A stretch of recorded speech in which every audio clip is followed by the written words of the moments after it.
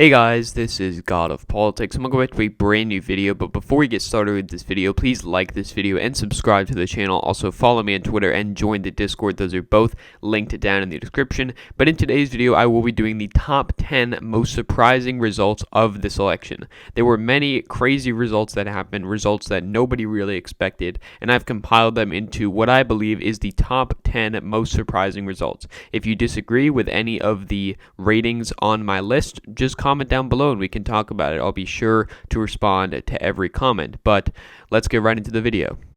Number 10, Colorado.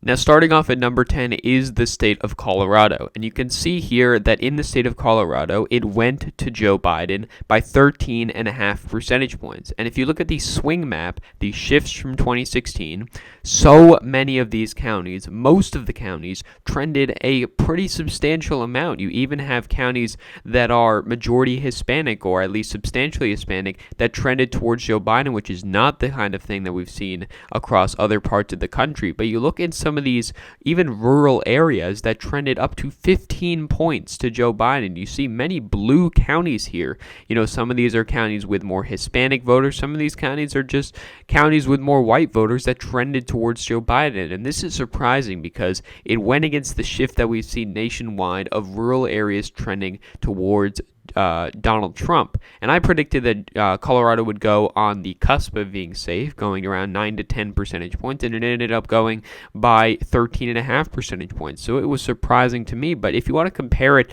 through the results of 2016, you know, in 2016, you really did not have much of a shift from 2012. You know, you had some rural areas shifting, and, you know, a lot of these rural areas out in the western part of the state trended Republican. They now trended almost 10 points Democrat in some cases even more. But really, you didn't have much movement, and this was one of the big swing states back in 2012. It was actually the tipping point state back in 2012, which Barack Obama won by almost 5 percentage points here. So it is pretty remarkable to see how the state of Colorado has shifted to Joe Biden and just overall the Democratic Party in the last several years. Number 9, Wisconsin.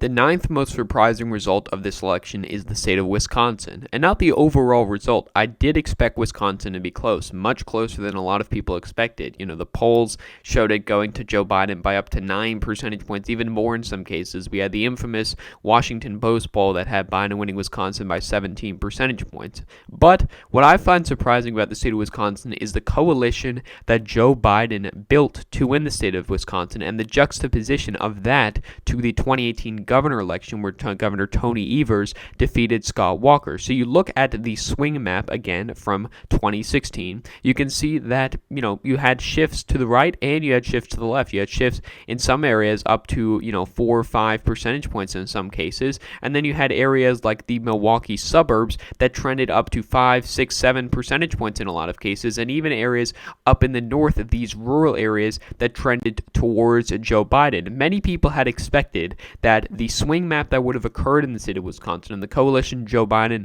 would have built to win the state would be through what's called the driftless area out in the western portion of the state here. You can see if you go back to 2016 that this was one of the big areas that trended heavily to Donald Trump. And much of the state did, but one of those big areas was that driftless area. You can see if you go to the county map, a lot of these areas here were, you know, relatively small counties, but, you know, altogether they make up a pretty substantial amount of vote. And they were counties that Donald Trump barely won, and a lot of people had suspected that Joe Biden would be able to win a lot of these counties back. If you look at 2012, you know, these counties were almost all Democrat, and the Republican strongholds in that area were, you know, the Milwaukee suburbs, which, as we know, did trend heavily towards the Democrats, as I predicted. I didn't predict they would trend this much, but I did predict they would trend towards Joe Biden. So people had predicted that, you know, the Milwaukee suburbs would have trended towards Joe Biden, as they did, and they would have predicted that the driftless areas would have too. But if you look at the swing map, you know, a lot of these areas just did not happen. That just did not happen. And, you know, part of the reason that many people see that as a scenario that they would have thought has been likely is you look at the 2018 governor election. That is the coalition that Tony Evers built to beat Scott Walker in that election. He won most of these counties, albeit narrowly, but he did win most of these counties, and he won it by 1.1 percentage points winning those counties. Joe Biden won by 0.6 percentage points, winning virtually none of these counties. So he did worse in the suburbs than Joe Biden did, but he did better in the driftless areas. And that is one of the surprising results that we did also see from this election. Number 8, California's 39th Congress. Now, the 8th most surprising result, in my opinion, from this election is California's 39th congressional district, where Young Kim defeated incumbent Democrat Jill Cisneros by 1.2 percentage points, or approximately 4,000 votes. And I consider this a very surprising result because of the trends that you've seen. This is mostly Orange County, and if you look at Orange County in this election, Joe Biden was able to win Orange County quite easily. If we go down here to Orange County, Joe Biden won it by 9 percentage points. What is the shift? Well, it shifted a little bit to the right from 2016. But if you go back to 2016, that was the first time a Democrat had won Orange County in decades. Orange County has long been actually a Republican stronghold in the state of California, where they used to be a lot more competitive, but now it is becoming increasingly more Democrat. But the fact that Young Kim was able to beat an incumbent Democrat in this district is quite surprising, because it is likely that Joe Biden won this district pretty substantially. If you go back to 2016, Hillary Clinton won this district by 7.6 percentage points, and Joe Biden probably won it by something similar to that, maybe even more. So it is quite surprising that Young Kim was able to win. You know, sure, Jill Cisneros had some troubles. He had some scandals, but he won in 2018 with those scandals as well, and the polls showed that he was doing all right. The fundraising showed that he was doing all right. So it is quite a surprising result that he lost this district. Number 7, Florida. Now, the 7th most surprising result, in my opinion, from this election is the state of Florida, where Donald Trump pulled off an impressive 3.3 percentage point victory. And how did he do it? Well, he did well in these rural areas, even better in some cases, especially in the area around the exurbs or maybe a little bit further out of Tallahassee. But he mostly got his results and his improvements from 2016 in the Miami-Dade County area and also areas like Osceola County. Those are the Democratic strongholds of the state. And, you know, I'm putting it at number 7, not higher, because if you had looked at some of the data, you would have thought that, you know, this was perfectly realistic. And if you had looked at the data from, for example, Miami-Dade County, it showed that Republicans were actually doing quite well. But many people could just not believe that Miami-Dade County would ever really be this close. Even if you go back to 2012, you know, Miami-Dade County was won by Barack Obama by around 24 percentage points almost. And, you know, that is decent. I mean, he didn't do as well as Hillary Clinton, who won the county by a historic margin of 30 percentage points almost, 29.4 percentage points.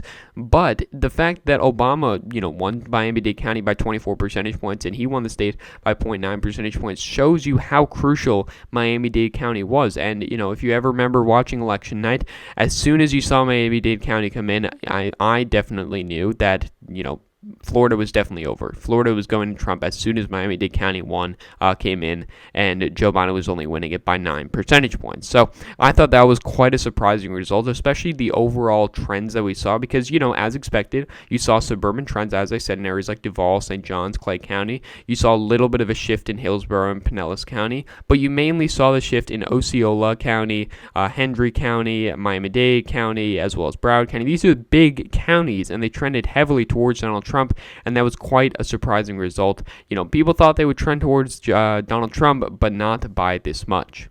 Number 6, Florida's 27th congressional. The 6th most surprising result is Florida's 27th congressional district, where Maria Elvira Salazar defeated incumbent Democrat Donna Shalala by approximately 2.8 percentage points here. And this was quite significant because this was actually a district that Joe Biden did win. You had a severe underperformance by Donna Shalala of about, 7 percentage points in this district. And Donna Shalala really did not do well. She lost by 10,000 votes. And while this is a district that was held by Republicans for pretty much all of this decade, it was flipped by Donna Shalala in 2018. It was really surprising to many, including myself, to see that this district did flip towards the Democrats. I will admit, I had this seat as likely Democrat because I really did not expect Donna Shalala to be doing this bad. If you want to look at the polls from Florida's 27th congressional district, we did have, a poll, a Republican internal that had Salazar up 3. We had other polls showing Shalala up 7, Shalala up 10. And, back in 2018, you saw those same kind of polls. The Republican internal poll, McLaughlin, which showed Salazar up 9 points against Donna Shalala. And, that ended up being way off. The polls that were more accurate were the polls from CNN College, New York Times. And we saw not many polls this time, but we also did see good fundraising numbers for Donna Shalala. And it is quite surprising that she ended up losing her district. I think this is probably one of the most surprising House results of the night in terms of the most surprising seat that flipped. But I do think that it was definitely very surprising. Number 5. Pennsylvania's 1st Congressional District. Next up is Pennsylvania's 4th Congressional District, where Brian Fitzpatrick, the Republican incumbent, defeated Christina Finello, the Democratic challenger, by 13.2 percentage points. And I want to talk about why this is so significant. If you go back to 2016, with the current boundaries, Pennsylvania did get a new map, but with the current boundaries, Hillary Clinton won Pennsylvania's 1st Congressional District by 3 percentage points. And Pennsylvania has had a lot of those suburban shifts, especially in Pennsylvania's 1st Congressional District, which encompasses most, if not all, actually, of Bucks County. Bucks County trended very heavily towards Joe Biden, particularly in the areas towards, I guess you could say, the south, maybe even the east of the county, the areas with more population. And so I expect that Joe Biden would have won this district maybe by 6-7 percentage points. I'm not actually sure, but he would have won it by more than Hillary Clinton. But Brian Fitzpatrick pulled off a very, very substantial victory, which shows you how much ticket splitting there was. Now, I think most people did predict Brian Fitzpatrick to win. I had this seat as lean Republican. He won by a lean margin in 2018, but the fact that he was able to win by so much, sure, he had fundraising on his side. Sure, most people thought he would win, but it's the fact that he won by so much. 13.4 percentage points is very substantial. That's more than both Matthew Cartwright and Susan Wild. And it's getting on par with Chrissy Houlihan in Pennsylvania's 6th Congressional District. It was actually more than what she won by, more than what Connor Lamb won by as well. So that was very surprising to see, and I do think that it was probably the most surprising result from any House district, any result. If you have any disagreements with me, again, comment them down below, but that is what I do believe. Number 4, New Mexico Senate.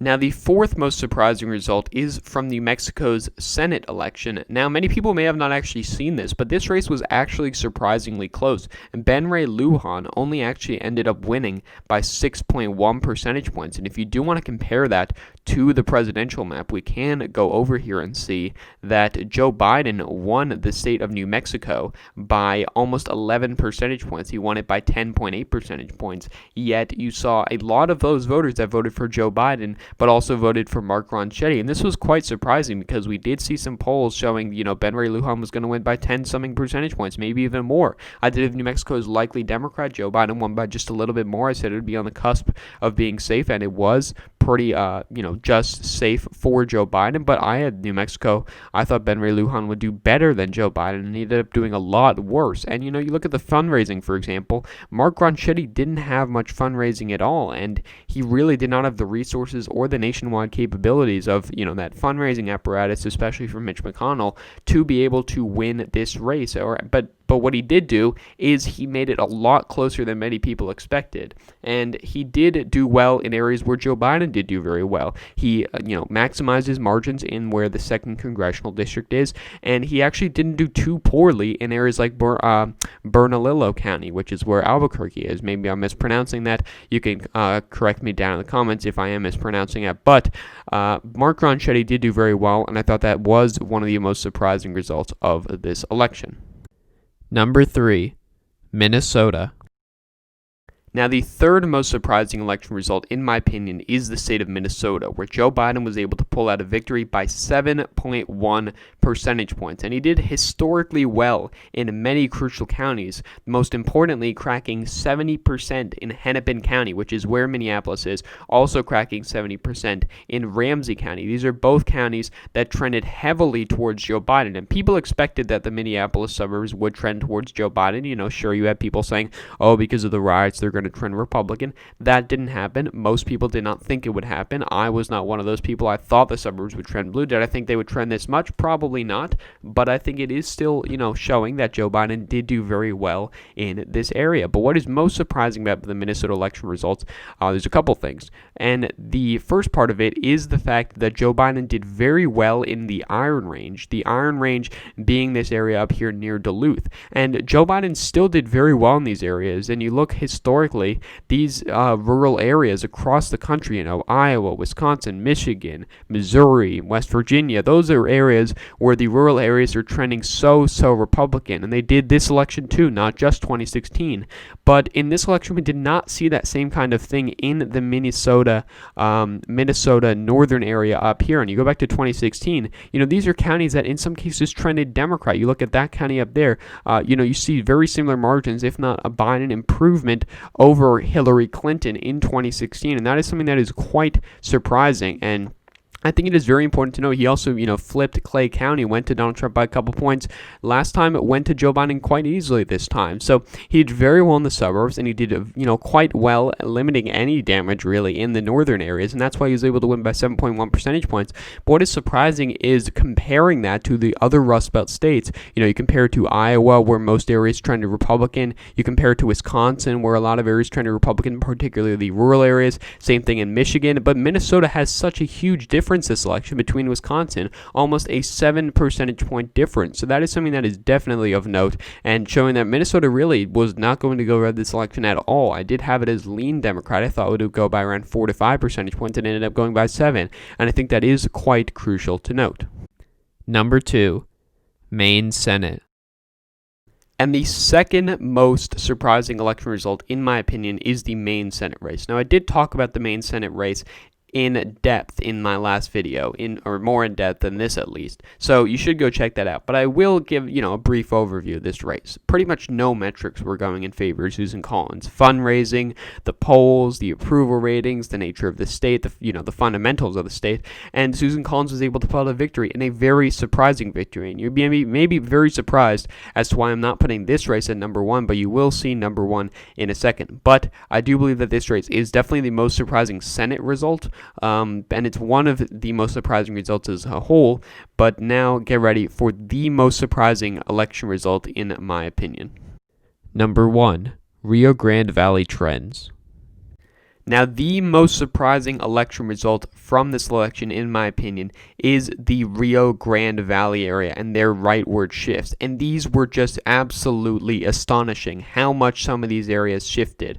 The area that shifted the most is Starr County, where Joe Biden won this county by 5 percentage points, yet it trended 55 points Republican. You just have to grasp on that for a second. This is a county that is pretty much 95% Hispanic, and Donald Trump improved by 55 percentage points. If you want to go back to 2016, just to prove how this is just absolutely insane, we go to the state of Texas, which overall did trend Democrat, but you go to this Rio Grande Valley and you look at Starr County. If you do go to Starr County here, Hillary Clinton won this county 79-19. She won this county by a ridiculous margin, 60 percentage points. And then in this election, Joe Biden wins it by 5 percentage points. That is just absolutely astonishing. And you see the same thing in Zapata County. Zapata County is a county that Donald Trump actually won by 5 percentage points, has not gone Republican for over a century. Back in 2016, Hillary Clinton won this county by 33 percentage points. So that's a 38% shift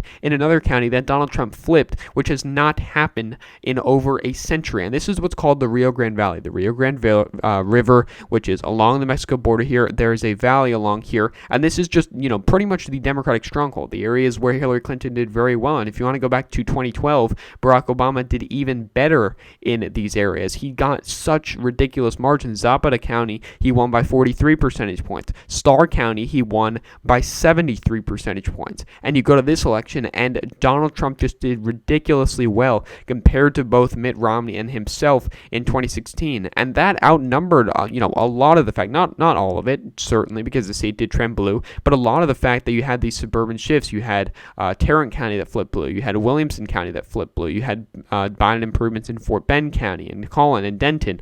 But what's most remarkable from the state of Texas, and particularly from this election as a whole, is those trends along the Rio Grande Valley. And you can even go up to, where Texas's 23rd congressional district is. You see a lot of those similar trends where the votes have actually been counted. You see that a lot of these counties flipped to Donald Trump that actually went to Hillary Clinton in 2016. And you see the same thing here. But that is the most surprising election result. You did not see 55-point swings. I have never really seen that before at all. That is just insane. That is going back to the times where, the country is a lot less polarized. Maybe, 1972 could be an example of where you saw 55-point shifts, but I'm not even sure if that's an example of that. But even in the biggest landslides, Republicans have not won these counties, and I think that is definitely the most surprising election result from this election. So I hope you all enjoyed this video. Please like this video and subscribe to the channel. If you want me to keep making videos like this, just please let me know down in the comments and show your support so I know that I should keep making these types of videos. But again, guys, thank you all for watching this video, and I will see you guys later.